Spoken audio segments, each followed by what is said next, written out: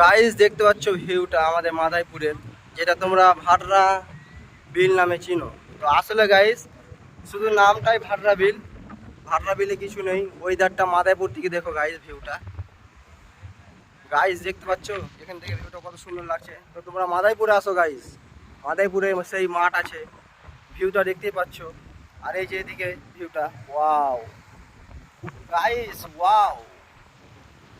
তো গাইস শুধু wow wow আর wow.